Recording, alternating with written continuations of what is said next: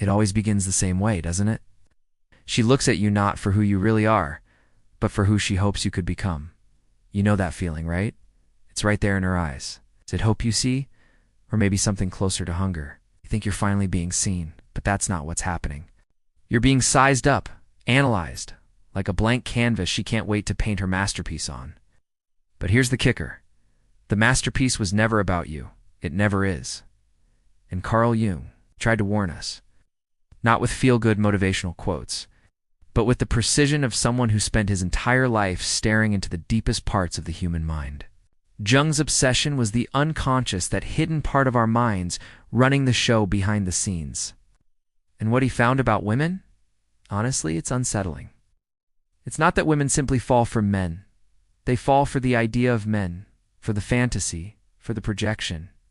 And the wildest part, most of the time they don't even know they're doing it. You might think she's choosing you, but what she's really choosing is the version of you she's built in her mind. You're just the actor cast in the role she's been scripting her whole life. When you stop fitting the part, she doesn't rewrite the story, she just finds a new actor. Jung had a word for this: projection. Called it the animus, the inner masculine image living inside every woman. When that animus is immature or out of control, it turns into a tyrant. It's the force that draws women to dangerous men and pushes away the good ones, that sparks arguments with no logic, drives dominance without wisdom, and moralizes without taking responsibility. Jung didn't sugarcoat it. He described it as a kind of spiritual possession state where a woman isn't acting from her own awareness anymore, but from the grip of her own inner masculine fantasy. You fall for it because nobody ever taught you to spot it. You mix up being wanted with being understood. You think being chosen means being truly known. You believe her when she says you're different, but really, you're just the latest face in a role she's been casting for years. When the illusion shatters, when the mask falls away, you're left feeling lost, betrayed, humiliated, wondering where you went wrong. But here's the truth. You didn't do anything wrong. You just stopped playing the part in someone else's play. Jung said the only way out of this psychological drama is through something he called individuation, the lifelong journey of becoming whole and complete in yourself. And here's the tough part. Most men never even begin that journey. You've been conditioned to seek approval, to chase validation, to let women define your worth. And as long as you keep doing that, you'll keep getting recast, over and over, every time the audience loses interest. Individuation isn't glamorous, it's tough. It forces you to face the parts of yourself you'd rather hide: the insecurity, the weakness, the pain. It demands you stop blaming women for not seeing you and start actually seeing yourself. Because here's what Jung knew, and what most men never realize. You don't become a man by being picked. You become a man by picking yourself. Your worth isn't handed to you by her affection. You earn it by standing on your own, awake, responsible, alive. A man who's faced his own unconscious can't be fooled by projection anymore. He stops being a character in someone else's fantasy. He becomes the author of his own story. Jung saw that the real tragedy for modern men, isn't rejection. That so many of us are willing to twist ourselves into any shape just to be accepted. We call it compromise, partnership, even love. But Jung called it by its real name: self-betrayal. He warned that men who ignore their own growth end up as slaves to feminine projection, shaping themselves into whatever form is demanded by women who don't even know what they truly want. You stop being a man and start being a mask, smiling, nodding, performing, until you can't remember who you were before you put the mask on. And women, they sense this. Oh, trust me, they sense it more than you realize. All those things you think will make her love you: being obedient, predictable, always available, those are the very things that make her stop feeling that pull toward you. Why? Because, as Jung explained, the feminine instinct isn't wired for comfort. It's drawn to mystery, to risk, to the man she can't quite pin down or control.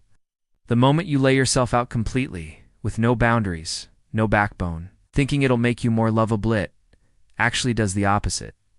You don't become irreplaceable, you become invisible, disposable, just another face in the crowd. And here's the paradox that traps so many men. You're more afraid of being alone than you are of being fake. You'd rather lose who you are than lose her. You'd rather keep playing a part than face the fear of standing on your own without applause or approval. But Jung was clear. Until a man truly embraces solitude, he'll never be free. He wrote that individuation, the journey to becoming whole, takes real courage. It asks you to die before you die. In other words, you have to let those fake versions of yourself burn away, so something real can finally emerge. Here's the thing no one wants to admit. Individuation is lonely. Seriously lonely. As you walk that path, you start seeing things you can never unsee. You notice the games people play, the masks they wear, the lies they tell themselves to feel safe. And when you try to talk about what you're seeing, people push back. They call you cold, arrogant, too intense. They'll even blame you for being the problem. But you're not the problem. You're the mirror. People hate the mirror when it shows them something they're not ready to face. Jung knew this all too well. He spent decades with patients who were terrified of their own shadow, the dark, rejected parts of themselves they just couldn't acknowledge. And for women, he noticed, it's even harder. So many are raised in cultures that reward them for avoiding that confrontation. They're told they're pure, intuitive, complete just as they are. But Jung challenged that. Said the biggest danger for women is their unconscious animus, that inner voice that speaks with false certainty, fake authority, and a sense of moral superiority. If a woman doesn't face and integrate that inner masculine force, she becomes its prisoner, projecting it onto every man she meets and blaming them for the war she won fight inside herself. Meanwhile, you're out here thinking you'll be her savior, that if you love her hard enough, prove yourself enough, perform well enough, she'll finally see you for who you really are. That's not how projection works. Jung taught that projection is a thief, it steals reality and replaces it with illusion. And until both men and women snap out of that illusion, they're doomed to repeat the same old tragedy, blaming each other, never realizing they're both just dancing with shadows. And here's the biggest twist. The same woman who once saw you as her hero will one day see you as her enemy, not because you changed, but because you didn't live up to the fantasy she cast on you. She won't even realize she's doing it. Jung said, this kind of psychological betrayal is inevitable when neither person takes responsibility for their own inner world. You didn't lie to her. You didn't betray her. You just failed to become the invisible character she'd created in her head. You were never him to begin with, and that's why she resents you not for your flaws, but for not living up to the myth you never knew you were supposed to play. Jung once said, people will do anything, no matter how absurd, to avoid facing their own souls. Nowhere's that more true than in relationships. Most men and women walk into relationships not as whole people, but as walking projections dragging along their unmet needs. Old fears and childhood wounds into the arms of someone they barely even know. We call it love. Jung called it possession. Like someone under a spell, you keep walking into the same trap, thinking this time will be different. But it never is, because you, Haven T, asked yourself the hardest question of all. What if I'm the one responsible for this pattern? You want to blame women? You want to call them manipulative, shallow, whatever? But Jung would look you dead in the eye and ask, why did you agree to be chosen by that woman in the first place? The truth is, the man who refuses to explore his own feminine side, his anima ends up a slave to hers. You're not a victim. You're a volunteer. You chose to play the fool, to be the actor in her private myth, because facing your own emptiness, your own need for wholeness, was scarier than playing a part in someone else's fantasy. And here is where a lot of you will check out, because this is where the comfort ends and the work begins. Jung wasn't about easy answers. He didn't hand out 3-step formulas for alpha male success. What he offered was a lifelong challenge to confront yourself, to sit in the silence of your own mind until the illusions start to crack, until that little voice in your head, the one that says you re nothing without her finally, begins to die. And trust me, that voice won't go down without a fight. That voice in your head is going to do everything it can to keep you trapped. It'll tell you that you need her, that you're incomplete without her, that no man can really live without a woman's approval. But Jung's work whispers something even more radical. It whispers that the man who can stand without her, without applause, without being needed, is the man who's finally free. Free from projections, free from pretending, free from the pressure to live as someone else's idea of a man. And when you reach that place, you don't become cold or distant. You become real. You become grounded, fully alive, rooted in your own skin. That's when ironically women are most drawn to you, not because you're needy, but because you're not. And when you get it, you'll smile. Not because you're heartless, but because you finally see the bigger picture. You recognize she's on her own journey too.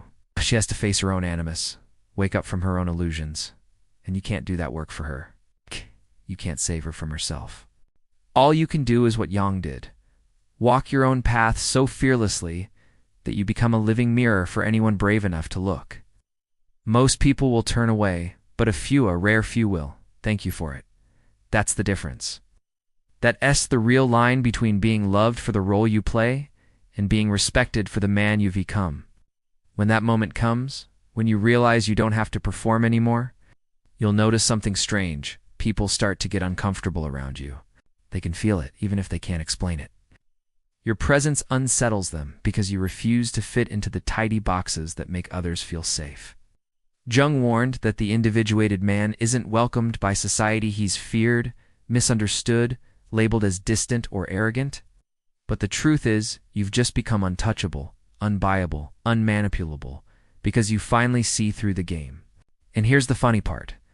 The very people who once begged for your attention, your approval, your validation, will start to resent you for not needing theirs. Women, especially those still caught up in the fantasy of the perfect man, might accuse you of being emotionally unavailable, too analytical, too distant. But what they really mean is they can no longer control you. You've left the stage. You're not reading from their script anymore. And without a script, they don't know what to do, because you've stopped being a character and started being yourself. Jung once joked that the gods of old have become our modern diseases.